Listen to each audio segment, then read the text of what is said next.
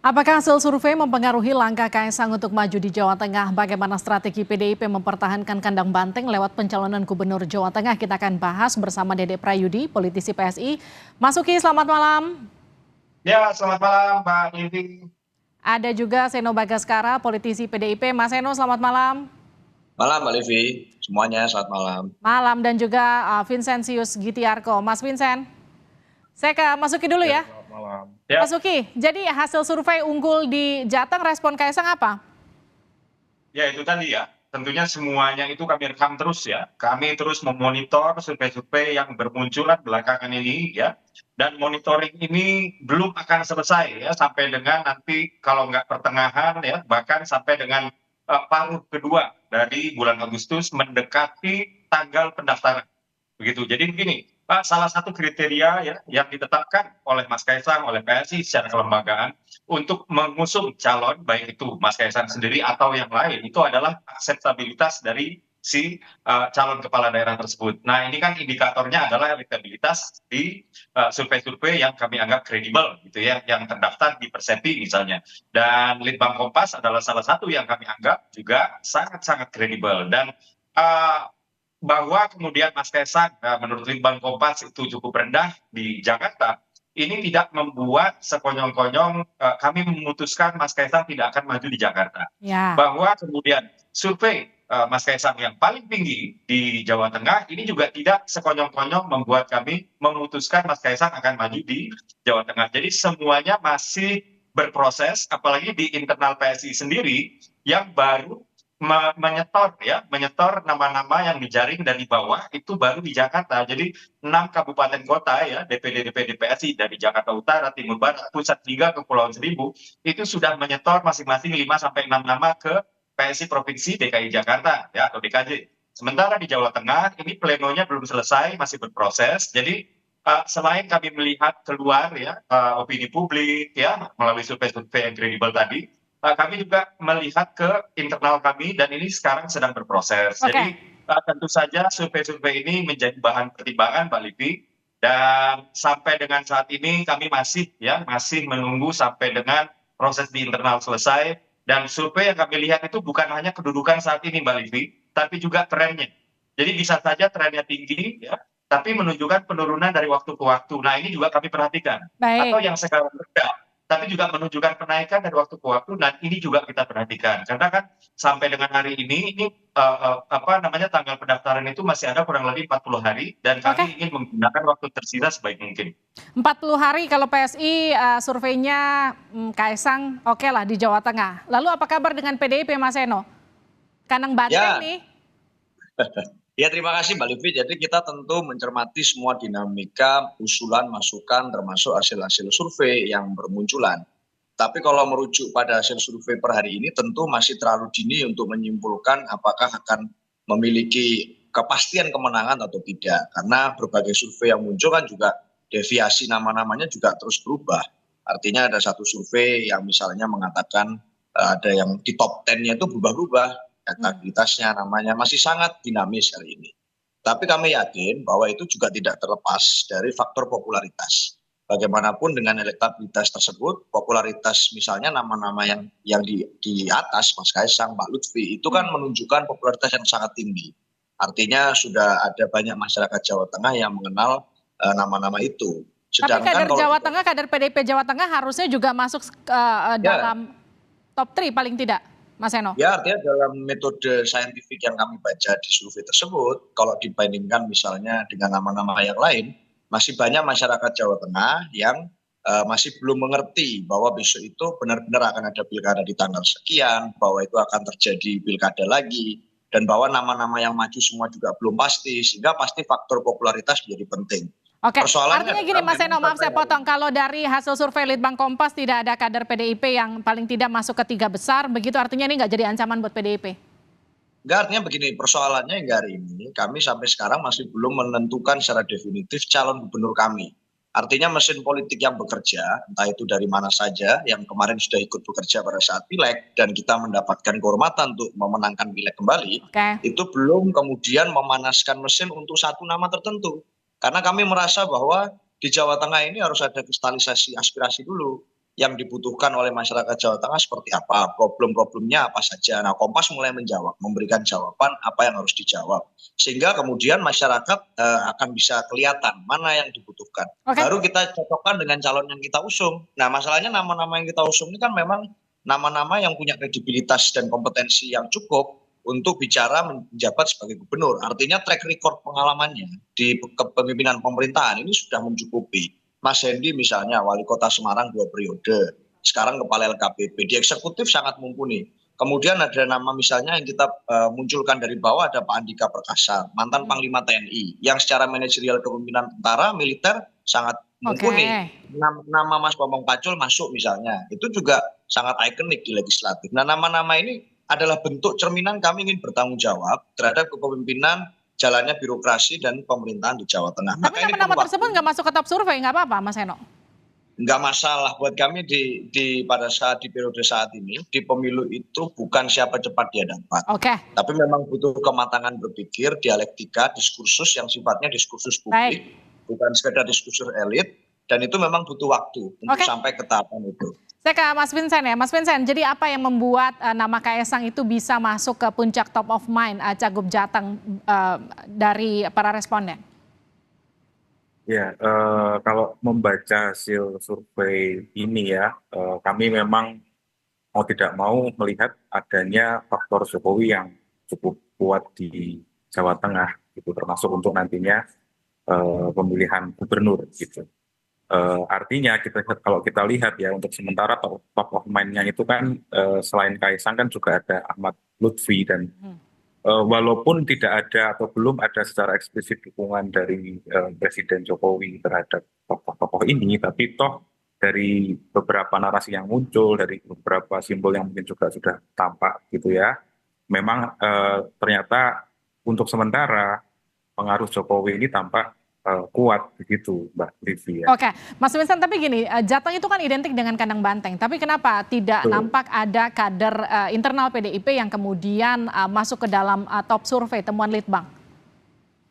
Ya, kita juga harus melihat dinamika politik yang terjadi setelah pemilihan presiden 2024 gitu ya.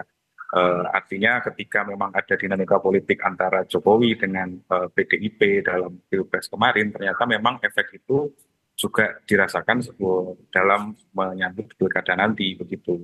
Artinya secara pengaruh politik dalam tanda kutip mungkin ideologis begitu ya, Jawa Tengah memang masih menampilkan PDIP sebagai partai yang kuat, tapi untuk sosok mungkin hal inilah yang masih perlu dilihat lagi gitu ya, apakah secara politik masih kuat pengaruhnya, tapi apakah juga bisa memunculkan sosok yang juga disukai oleh masyarakat. Oke. Karena kita juga perlu melihat ya. Baik, gini, Mas Vincent, kan kalau kita lihat ya, ada nama selebritas Raffi Ahmad yang juga masuk ke dalam survei. Meskipun tergolong kecil, tapi cukup mengejutkan. Tapi yang jadi pertanyaan gini, ketika ada nama Kaesang yang bahkan ada di top of mind, ada masuk nama Raffi Ahmad, artinya gini, karakter respondennya tidak memikirkan rekam jejak, sekedar popularitas kah? Kita bisa melihat ini dari sisi yang lain, bahwa memang masih ada sekitar 64% responden yang belum punya pilihan. Gitu. Oke. Artinya di satu sisi kita bisa melihat bahwa setelah Ganjar Pranowo selesai 2 periode di Jawa Tengah, faktanya memang belum ada sosok yang ternyata disiapkan secara serius untuk di Jawa Tengah. Gitu. Artinya masyarakat belum memandang ada sosok yang kuat di situ.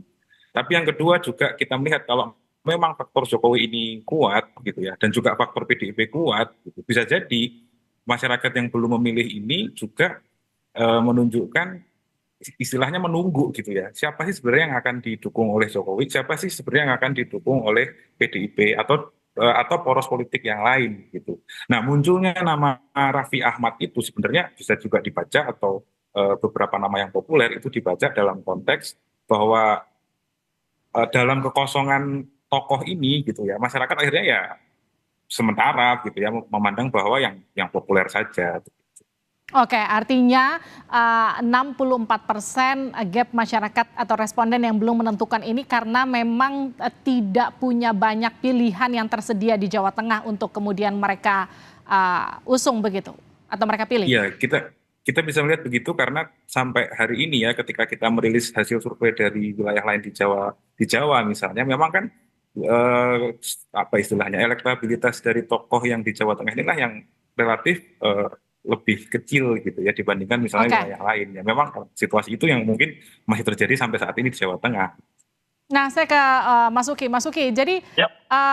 katakanlah gini, dari penjajakan yang sudah dilakukan Kaisang sekarang di hasil survei Litbang Kompas itu kan ada di katakanlah puncak dari hasil survei.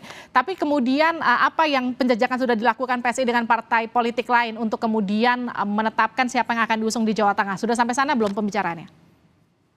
Sebenarnya sudah ya. Jadi begini, Koalisi Indonesia Maju dalam hal ini ya sudah hampir rampung kesepakatannya untuk memajukan Pak Irjen Lutfi, begitu. Jadi apabila kemudian pada akhirnya misalnya ya PSI pada akhirnya memutuskan untuk memajukan Mas Kaisang di Jawa Tengah ya, ini kan artinya memang harus ada renegotiation di dalam tubuh Koalisi Indonesia Maju. Kurang lebih seperti itu. Saya bocorkan sedikit perbincangan saya dengan Mas Kaisang ya waktu saya berbincang soal hasil survei di Jawa Tengah yang waktu itu pertama kali dikeluarkan oleh LSI. Saya pernah nanya ke Mas Kaisang, Mas, ini mau saya ramaikan aja nggak nih soal peluang Mas Kaisang di Jawa Tengah gitu ya. Lalu beliau menjawab, wah jangan Mas, saya nggak enak dengan Pak Irjen Lutfi.